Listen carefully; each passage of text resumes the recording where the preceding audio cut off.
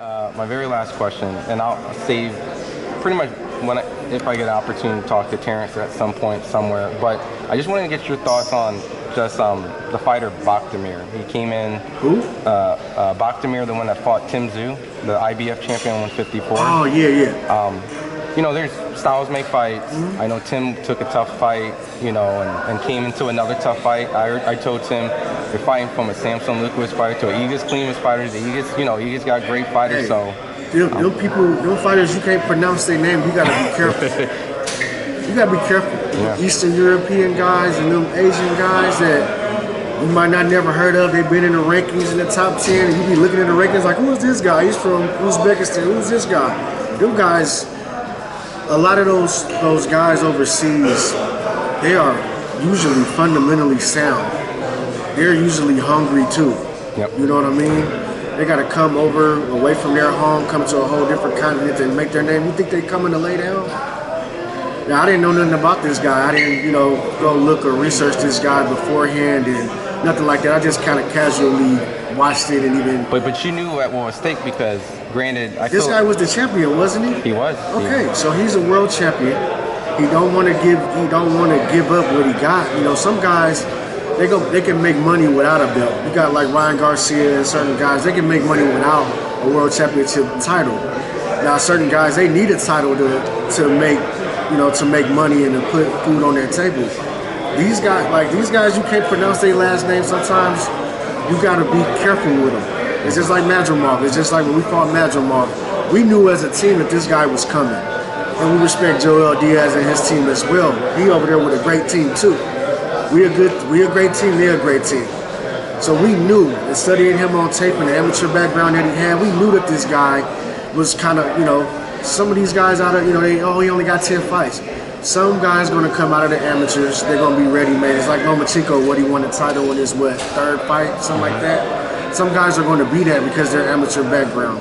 Now some guys you're going to have to slowly work with them because they got to transition to the pro style. And you got to, kind of work with certain guys a little bit more. That's not a knock on nobody, but sometimes people's journeys are different. But Madrimov was a hell of a fighter, and we knew that. And we trained hard for that, and we studied this guy, and we, had to make adjustments during the fight. So that's what I'm saying. Like, hopefully, to the public, the guys that wrote him off and this and that, it's like you gotta really study and you gotta really do your homework on these guys, especially when you got guys that, we got guys that people want to be. They're in position that people want to have. So that's gonna make them. They're getting a full 8 weeks. They're getting camp money. They're getting nutritionists now. They adding things to their team that they might not have had the privilege to do. So you got to know that people are coming with it every time out because you're the one sitting on top of your throne. They want to come and knock you off. So being prepared, that's one part of the battle, is being prepared. I don't like to get into that, he underestimated him, this, that, and that. No. If you're going in a fight slacking, that's part of the game plan. That's part of warfare. So your fighters got to be prepared. These guys got two hands just like you, and anything can happen in these fights. The importance of knowing who you're against, and knowing who is standing across from you, knowing what they can do, knowing what your fighter can and cannot do. It's something that I like to say. Like, we prepare for our fighters like there's Godzilla or King Kong's over there. It don't matter what their name is. They're coming to take what's yours, regardless, especially at this stage. They're coming to take what's yours. And you got to be ready. Like, you have to be ready. So, what's interesting, and it's just my humble opinion, is that when it came to you guys coming out and improving yourself with Terrence, right? Watching Terrence's career, the fighters that had more publicity, more names, and they're great fighters too, because they had the Khans was a medalist, and Spence was an Olympian, and Porter was a unified champion, fought, beat guys like Usyk and amateur. But it always was interesting that the Eastern European fighters had, I would say, not want to say success because they lost, but I guess better showings, like the Mean Machine, right? He was Olympian, didn't really get necessarily the credit because he wasn't the promotion or even like a Victor Postal, which easier to say. They don't wow you on tape.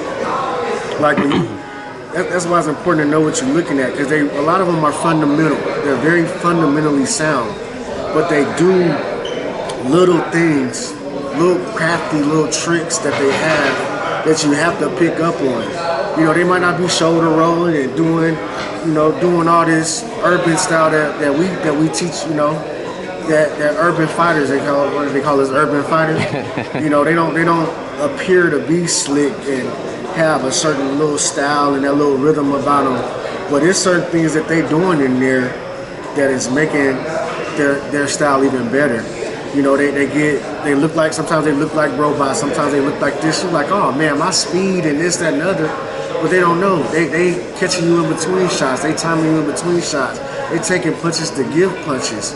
It's like certain crafty little moves and things that they doing, and a lot of them are kind of system. A lot of them are in a system with certain things. So it's just good to, you know, like if you see this fighter, look who's in their camp, look who's training them. And you might see certain things that this fighter does, this fighter does, this fighter does. And they all under the same umbrella. Well, they getting taught that. Yeah. So that's something that you got to pay attention to. You know what I mean? There's certain things that we teach all of our fighters that we might try to add to all of our fighters to their style. But at the same time, we're trying to coach to their style. And you might have some guys that try to coach a system. Like, I want to teach my guys to fight this way, no matter if they 5'2", 6'1", light heavyweight, featherweight. You know what I mean? It's certain things that you just got to pay attention to. Just closing out the interview, just you guys probably do need to kind of maybe write a book or one day that's like an American trainer, right? Because, you know, like you mentioned, there's certain styles, right? The rhythms, the slickness, certain. But when you look at it, I guess I'm looking back like the last 20 years. I know Floyd has fought like a lot of like, you know, he's fought all different styles. So but like as a team, you guys fought a lot of the Eastern European, the Genovecs, you know, the Mean Machine, the Madrimovs, the Postal. So I think they didn't have that name fear. So we didn't get a lot of credit from the casual fans that, you know, when PBC, they had these names. They were American household names. Everybody knew. But if you want to go back during that time and you match these guys up with these guys, there might have been 50-50.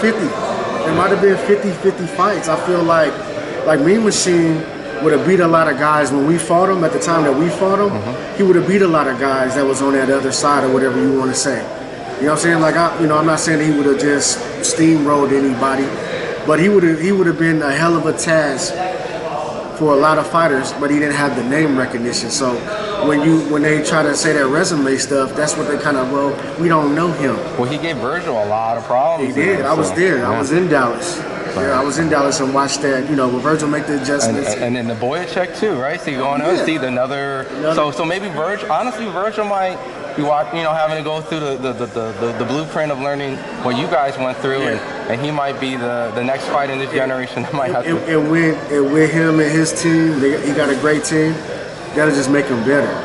That'll just make him better. I mean, you deal with them difficult styles or them tough motherfuckers. Just, you know what I mean? Like that. You grow. Hopefully you grow from those experiences, and you take those lessons, and you get in the gym and you work on it, and you get better with it. And that's what you want. Every night's going. It wasn't a specific great night for him, but he got past it, and he got the dub. Move on to the next one, and you get in the gym and you work on your mistakes. Cause he's a hell of a fighter. Like I'm a fan of Virgil too. You know what I mean? And he got a great team behind him. So. And ironically, at the time, Terrence and Lomachenko, when they were battling for that pound-for-pound supremacy, you know, I'm sure you guys had a lot of respect, but it would have been nice because you guys had a lot of success going over there. If you had a fighter at a time, Lomachenko and B&B would have been an awesome kind of combatant thing. Lomachenko was a bad mother. He still is. yeah. I mean, Lomachenko a bad boy. You know what I'm saying? I got a lot of respect for him even to this day. You know what I mean? Yeah, absolutely. Well, I appreciate all the time. Granted, today, tune in, Keyshawn Davis, Troy Isley, Calvin Davis, Keon. I'm gonna send you my cash out for this interview. We was only supposed to do like 5 minutes. I got you. Breakfast getting cold. I'm sorry. I'll fit the bill. I got you. I'll fit it. Nah, you my boy. I'm messing with you, man. I'm messing with you, bro. I appreciate it, Red. Looking forward to the fight. Thanks as always. But tune in, man. Chop this up real good like you do, man. Shout out to everybody, all the boxing fans out there. Man, stay tuned tonight, man. It's going to be a hell of a show tonight. You know what I mean? And I'm out, man. Peace out. Awesome. Thanks.